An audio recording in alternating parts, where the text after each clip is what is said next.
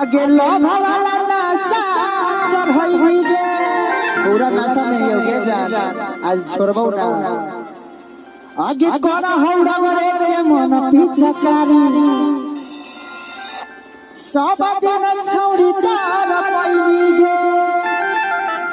किया जा गोचिरा मा बैभी बोल खुद से रे छौरा रंगलीला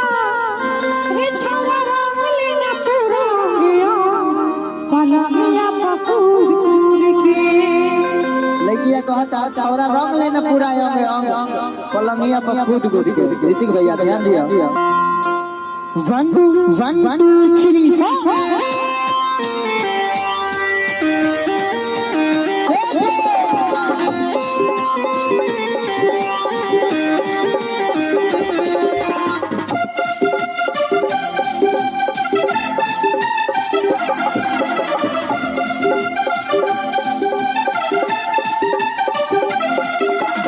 होली में मिलेला बोलैनी गे लव वाला नशा चढ़ैनी गे कर हमरा करे के मन पिछकारी सब दिन छौरी तारा पैनी गे आज नहीं छोड़बो गे कमी होली में मिलेला बोलैनी गे लव वाला नशा चढ़ैनी गे करे के मन हमरा पिछकारी सब दिन छौरी तारा पैनी गे आज तो चिरा मा बैबी बोल खुद से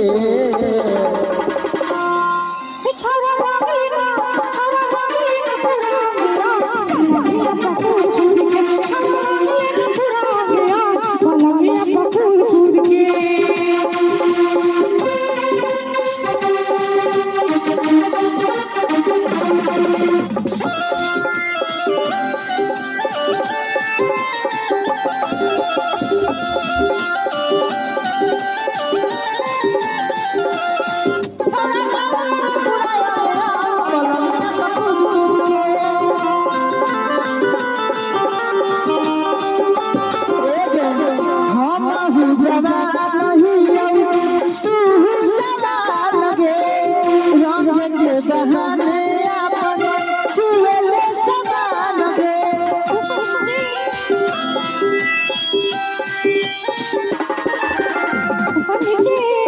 पीछे करला भवाला लीला रे भूले नहीं कियो तोरे मां जिने हमको मनो डाल सबसे पहिले छुए हुए सुभगे लइबा कहता सबसे पहिले छुआ हुए सुभगे छौरा रंगलीला पूरा गया पलंगिया पपूर के छौरा रंगलीला पूरा गया पलंगिया पपूर के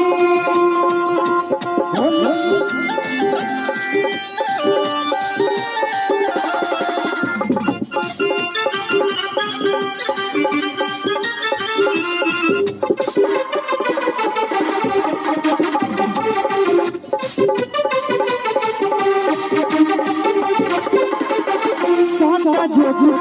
सयाबा होला बरदा सगे बाबूया मनी ससगे आनंद बरदा सगे ओ